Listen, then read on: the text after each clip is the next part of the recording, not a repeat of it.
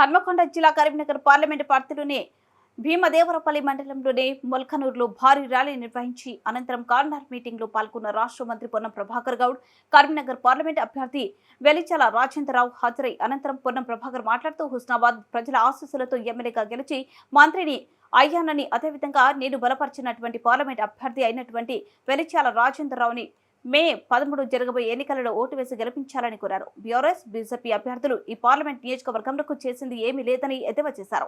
ఈ కార్యక్రమంలో కాంగ్రెస్ నాయకులు, కార్యకర్తలు అధిక సంఖ్యలో పాల్గొన్నారు. జరగనున్నటువంటి పార్లమెంట్ ఎన్నికల్లో కాంగ్రెస్ పార్టీ పార్లమెంట్ అభ్యర్థిగా మీ ముందు వచ్చి నిల్చొని మీ ఆశీర్వాదాలు కోరుతున్న రాజేంద్ర గారికి ఒకసారి గట్టిగా చప్పట్లతో ఆశీర్వదించాల్సిందిగా కోరుతా ఉన్నారు.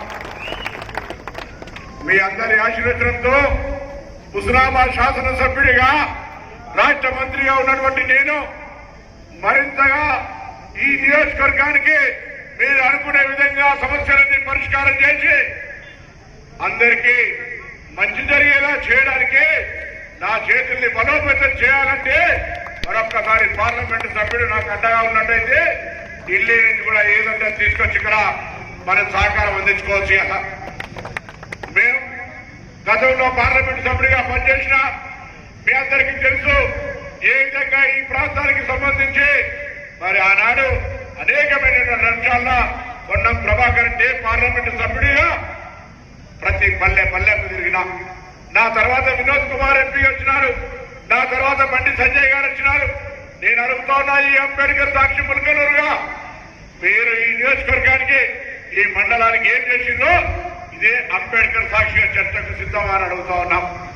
ముల్కనూరులో ఉన్న గ్రామాలు, భీమదేవరపల్లి మండలానికి సంబంధించినటువంటి అభివృద్ధి ఏ అంశమైనా సరే చర్చ చేయడానికి సిద్ధమనే మాట మనం చేస్తా ఉన్నాం. అదేవిధంగా ఈరోజు మీ అందరికి ఒక విశ్వాసం ఇస్తా ఉన్నా, రాబోయే కాలంలో ఏ సంకల్పం తీసుకొనైతే మీ ఆశీర్వచనం తీసుకున్నాను, గౌరవెల్లి రిజర్వాయర్ పూర్తి చేయడమే కాదు, దేవాదులకు సంబంధించినటువంటి అన్ని కార్యక్రమాలు ఇవ్వండి. ప్రతి ఊరికి కాలువ ద్వారా పొలాలకు నీళ్లు తెచ్చిచ్చే బాధ్యత నాదే. ఆ పని చేయడంలో కూడా నాకు సహకరించే విధంగా కాంగ్రెస్ ఎంపీని కూడా గెలిపేమని సందర్భంగా మిమ్మల్ని కోరుతా ఉన్నాం.